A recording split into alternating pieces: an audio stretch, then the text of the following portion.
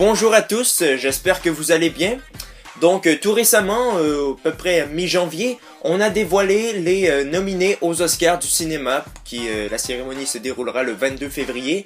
J'étais surtout attiré par la catégorie de l'Oscar du meilleur film. En tant que bon cinéphile, je me devais de tous les regarder, et c'est désormais chose faite. C'était 8 bons films que j'ai tous vus en anglais, pour avoir une meilleure appréciation du film. J'ai donc décidé de faire un petit classement d'appréciation, un genre de top 8 de celui que j'ai moins aimé à celui que j'ai le plus aimé. C'est un classement purement subjectif et non pas objectif. Je vais vous donner un avis très bref sur chaque film, très bref puisque je compte critiquer le grand gagnant de la catégorie de l'Oscar du meilleur film. Donc voilà, c'est parti. Numéro 8, The Grand Budapest Hotel. En gros, le film parle d'un tenancier d'hôtel et de son allié qui sont plongés en plein milieu d'un conflit familial concernant un tableau volé. Voilà. S'il y en a bien un, à mon sens, qui n'a pas du tout sa place parmi les nominés de cette catégorie, ben c'est bien lui. On a vraiment choisi ce film à la place d'Interstellar ou même Gone Girl. Bon, je suis pas en train de dire que j'ai pas aimé le film, mais je crois juste pas qu'il a pas sa place parmi les nominés pour l'Oscar du meilleur film. Limite meilleure réalisation pour Wes Anderson, et encore, la mise en scène farfelue, couronnée de vannes bien sympathiques, ça c'est cool. C'est pas sans rappeler les films de Burton ou encore The Great Gatsby, j'ai trouvé. Les points de vue utilisés m'ont grandement rappelé aussi les films muets des années 20, et c'était le but recherché, sauf que j'ai eu énormément de misère à me plonger totalement dans le film à cause de ça. C'est un style original, oui, qui est propre au film, mais c'est pas du tout immersif. Numéro 7, Selma.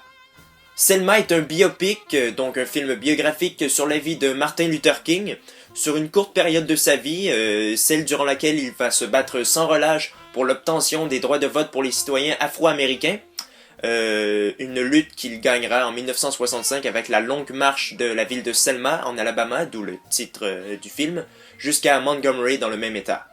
Au final, ça s'est révélé être un très bon film, bien qu'on reprenne des termes déjà exploités maintes fois auparavant, il y a qu'à regarder 12 Years a Slave l'an dernier, ça veut pas dire qu'il n'est pas inintéressant, au contraire.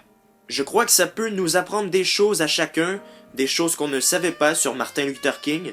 Cependant, j'ai trouvé le rythme assez inégal. Il y avait une rupture de ton entre les scènes qui peut empêcher notre total intérêt pour le film. Puis aussi, j'aurais voulu un peu plus en savoir sur Martin Luther King. Qu'on s'intéresse plus à son passé, parce que là on s'occupe d'une courte période de sa vie.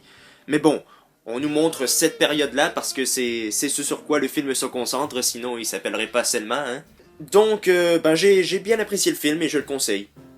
Numéro 6, American Sniper. Un autre biopic, il y a eu beaucoup de biopics cette année. Celui-ci parle de Chris Kyle, qui est un tireur d'élite américain. C'est un film que j'ai vu avec mon ami Quentin d'Instant Critique, donc salut. Chris Kyle est un citoyen du Texas qui décide de s'enrôler chez les SEALs après avoir vu les attentats de 1998 dans les ambassades américaines en Afrique. Il est envoyé en Irak où il tue une bonne centaine de personnes durant 4 voyages, et c'est ainsi qu'on le surnomme la légende. Mais en faisant ces 4 voyages, il revient entre-temps aux États-Unis et se rend bien compte qu'il lui sera impossible de reprendre une vie normale. Je vais commencer par dire que c'est trop centré sur Bradley Cooper, ce qui est très bon quand même, il est excellent, c'est pas pour rien que c'est sa 3e nomination d'affilée pour meilleur acteur. C'est un biopic sur son personnage, je sais, mais c'est pas une raison pour oublier les autres personnages. Ceci étant dit, le film est vraiment très bon quand même. Il dénote des autres films sur les traumatisés de guerre, il est plus réaliste. Il représente la culture américaine sans trop en faire une caricature, et ça j'ai bien aimé. Le film est le sujet d'une grosse polémique aux États-Unis, comme quoi Chris Kyle est considéré comme un héros alors qu'il a tué une centaine de personnes. Ben oui, c'est ce qui est représenté dans le film, Le personnage a du mal à vivre avec ça et savoir qu'il est surnommé la légende. Numéro 5, Boyhood. Boyhood raconte l'histoire d'un jeune garçon nommé Mason. On le suit depuis sa tendre enfance, depuis ses 6 ans je crois, jusqu'à sa majorité. Sa vie avec sa sœur, ses amis, ses professeurs, son père et sa mère qui sont séparés, bref tous ceux qui feront partie de sa jeunesse. Le film est assez particulier puisqu'il a été tourné en temps réel, sur une période de 12 ans. Donc le tournage a débuté en 2002 et a continué ainsi par intervalles, toujours avec les mêmes acteurs. Waouh, ça c'est vraiment un projet très audacieux, parce que un rien aurait pu le faire tomber à l'eau. T'as un acteur qui tombe malade ou qui décède, tu fais quoi? Les jeunes acteurs qui passent par leur crise d'adolescente, qui décident qu'ils ne veulent plus continuer le film. Bref, chapeau à Richard Linklater pour son audace. Après, le scénario du film est assez très simpliste, il ne raconte pas grand chose, mais tout de même, il a réveillé de nombreux souvenirs de mon enfance étant donné que c'était exactement l'époque de ma jeunesse. Donc du coup, je m'identifie beaucoup à Mason, j'étais totalement plongé dans le film. Numéro 4, Birdman.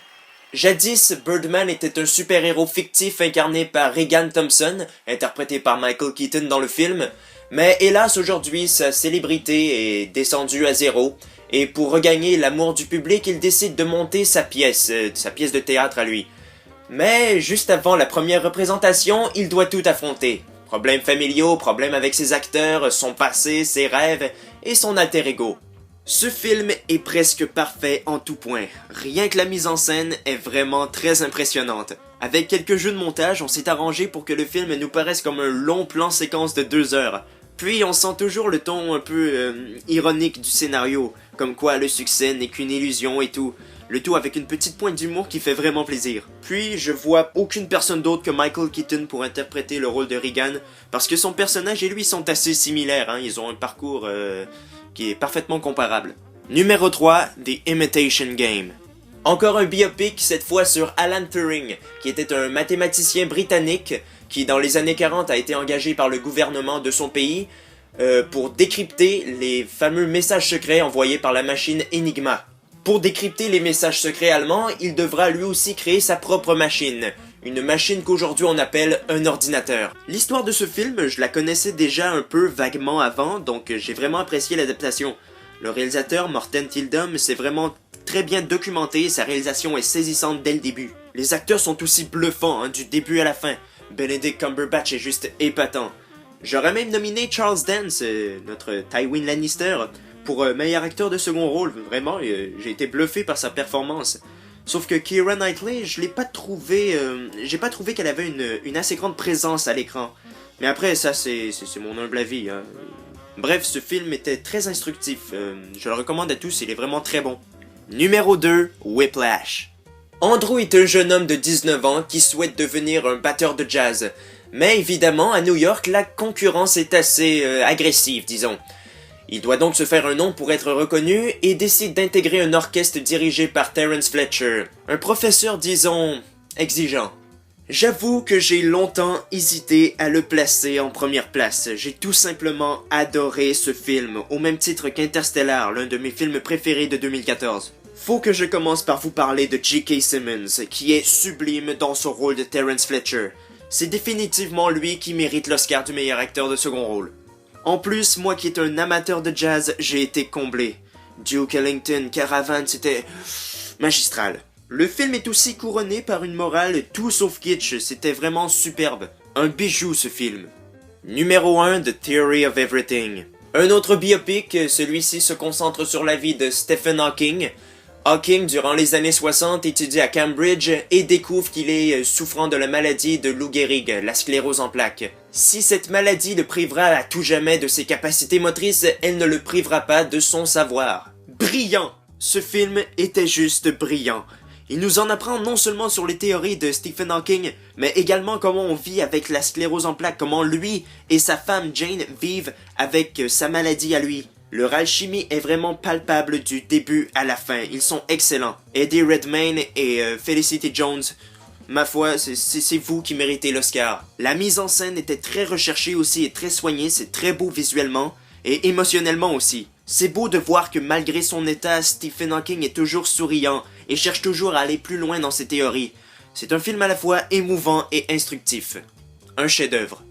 Donc c'est ça, c'était mon appréciation sur les 8 films qui ont été pressentis pour gagner l'Oscar du meilleur film.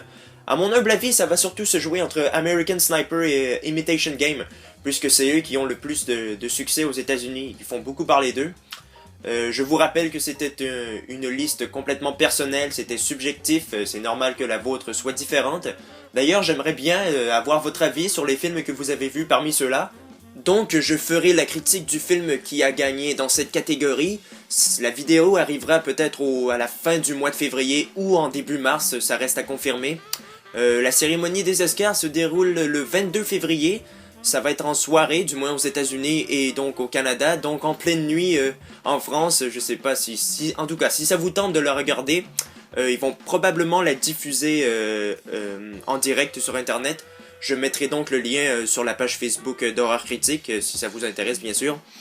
Et je serai beaucoup actif aussi durant la cérémonie. Donc si ça vous y jetterez un œil si ça vous chante. Sur ce, eh bien je vous laisse, je vous dis à la prochaine, portez-vous bien, salut!